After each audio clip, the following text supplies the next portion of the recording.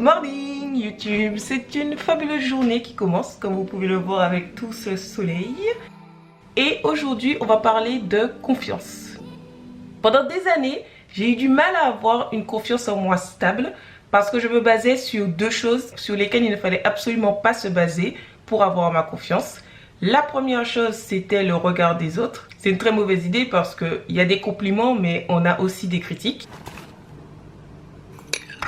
La deuxième chose, c'était que je me comparais aux autres. Et là aussi, c'est pas bien parce qu'il y aura toujours quelqu'un qui sera meilleur que nous dans un domaine, à un moment de notre vie. La première chose à faire pour avoir confiance en vous, c'est de faire ce qui vous semble être bien.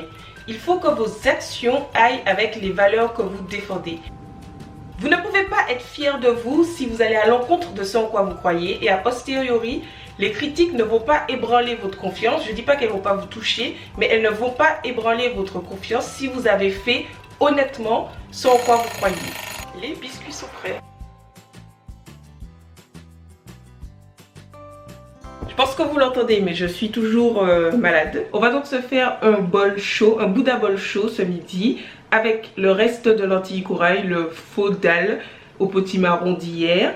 J'avais aussi fait cuire, je ne vous ai pas montré, de l'avoine en grains. On va mettre ça. On va se mettre aussi des brocolis, de l'oignon. On va voir ce qu'on trouve. Ça donne le petit épeautre, le reste du dalle qui est un peu figé, mais c'est pas grave. Ça va reprendre un peu d'onctuosité en le réchauffant. Des brocolis et de l'oignon au curcuma. On va réchauffer tout ça, je pense que le plat est prêt. Après je vais rajouter quelques graines de chia encore et c'est tout. Ça me semble très très bien même. Pour vous donner des exemples qui pourraient vous parler par rapport à ma situation, c'est quelque chose que j'applique quand je dois répondre à certains commentaires qui ne sont pas toujours gentils. J'essaie de me souvenir que mes valeurs avant tout c'est la gentillesse et la positivité et qu'au final si je me laisse aller à ma peine ou à ma colère du moment en répondant aux commentaires, ça va faire qu'envenimer la situation et me faire plus de mal à moi-même. Je ne serai pas contente d'avoir fait ça, je vais avoir honte, je vais me sentir malheureuse d'avoir mal répondu au final parce que ça ne correspond pas à mes valeurs. Alors que si je laisse passer, j'essaie de répondre le plus gentiment possible, je passe à autre chose et je continue ma vie. C'est très très bon l'avoine en grains. Je préfère ça au porridge, au flocon d'avoine. Les grains entiers, je sais pas, mais c'est toujours meilleur que le grain transformé. J'ai mastiqué parce que franchement, ça se fait pas. On est le jour 22, 23, je sais plus. Et je crois que je commence à me sentir un peu trop à l'aise là. Un autre exemple concret, c'est lorsque je dois collaborer avec des marques.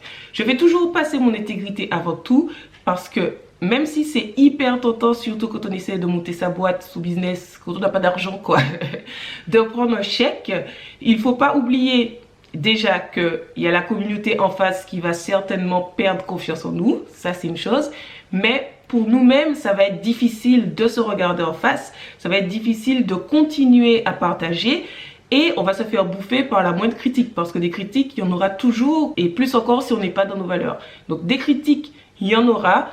Si on fait quelque chose qui n'est pas dans notre valeur, si on ne respecte pas notre intégrité, c'est sûr qu'on va se faire bouffer et que ces critiques, ça va nous anéantir. Dans la première partie, on a vu que pour ne pas être sensible aux critiques ou pour ne pas que les critiques nous fassent perdre confiance en nous, il fallait qu'on soit notre propre critique. Et pour être sûr que ces critiques soient plutôt des compliments, il fallait que nos actions soient en accord avec nos valeurs. Le deuxième point, c'est arrêter de se comparer aux autres. Pour arrêter de se comparer aux autres, il faut se comparer à soi-même. C'est comme ça que vous savez que vous avez progressé, c'est comme ça que vous savez que vous faites au mieux et c'est comme ça que vous pouvez être fier de vous. Pour ça déjà, il faut faire quelque chose que vous aimez. Si vous faites quelque chose que vous n'aimez pas, vous allez tout le temps être en doute, vous n'allez jamais pouvoir vous donner à fond et de ce fait, vous n'allez jamais pouvoir être vraiment fier de vous. De la même façon que tout à l'heure, le fait de rester vrai avec vos valeurs ne veut pas dire que vous n'allez pas avoir de critiques. Ça veut seulement dire que les critiques ne vont pas vous faire perdre confiance en vous.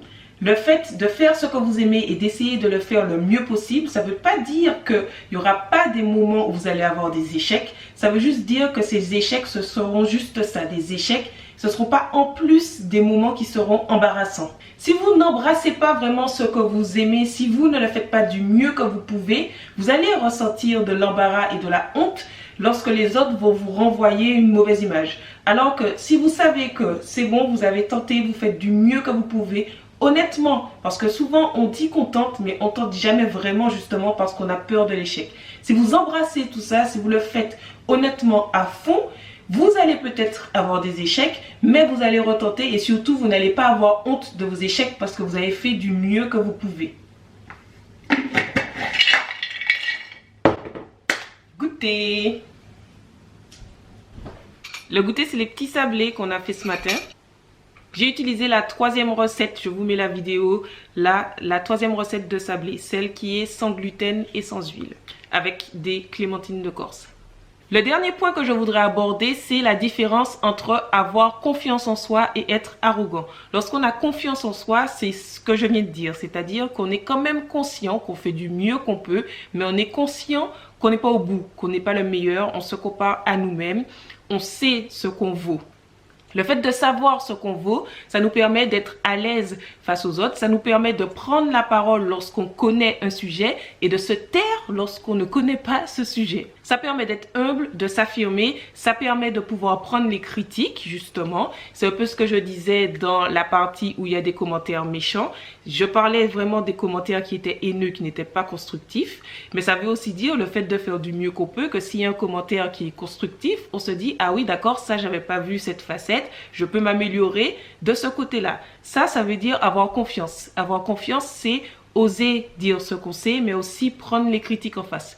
Être arrogant, c'est être complètement à l'ouest par rapport à ses propres capacités. C'est croire qu'on est le meilleur alors que ce n'est pas du tout ça. C'est ne pas du tout être objectif sur ce que l'on vaut. Quand on a confiance en soi, quand on sait ce que l'on vaut, quand on sait qu'on essaye de faire au mieux, on n'a pas honte en réalité de le dire devant les gens. On n'a pas honte d'avoir des faiblesses. Lorsqu'on est arrogant, on est dans un déni total de ce qu'on vaut et de toute façon, on peut prendre aucune critique. Comme un peu tout ce que je vous dis, bien évidemment que ça se travaille au quotidien, que c'est pas un coup de baguette magique, mais ce sont vraiment les choses qui, moi, m'ont aidé à avoir confiance en moi, qui m'ont fait réaliser ce qu'était vraiment la confiance, qui me permettent de partager avec vous tous les jours, qui me permettent de me remettre en question sans me démoraliser, sans perdre ma confiance, etc. Tout ce que je vous ai dit précédemment, en gros. Je vais arrêter ce vlog maintenant, j'espère qu'il vous a plu, j'espère qu'il vous a aidé. J'ai pas dit mais ça m'a été inspiré par les gens qui me demandent qu'est-ce qui m'a décidé à me lancer à faire une chaîne YouTube et qui me disent attention il y aura des critiques etc. Je sais très bien qu'il y aura des critiques, je dis pas que ça va pas me faire de peine, je dis juste que ça ne me fera pas perdre ma confiance en moi parce que ma confiance en moi elle est basée sur moi, elle vient de moi et elle ne vient pas des autres. Ça va me faire de la peine que les gens ne soient pas contents, ça va me faire de la peine, de ne pas aider tout le monde, c'est sûr, mais ça ne détruira pas ma confiance en moi s'il y a des gens qui ne sont pas d'accord. Tant que j'essaie de faire au mieux, tant que je reste dans mes valeurs, tant que je continue à faire ce que j'aime, il n'y a pas de raison que je perde confiance en moi. J'espère que cette vidéo vous a plu, j'espère qu'elle vous a aidé. Dites-moi dans les commentaires si vous aviez confiance en vous, si vous aviez cette notion de confiance, si vous aviez déjà analysé ou pas toutes ces choses que je viens de vous dire. Merci beaucoup pour votre soutien. Merci d'être là, d'avoir été là, parce que c'est presque fini, tous les jours. Et je vous dis à demain pour une prochaine vidéo. Avant de partir, n'hésitez pas à regarder mes vidéos qui s'affichent ici. Il y en a 21, elles sont toutes géniales, objectivement.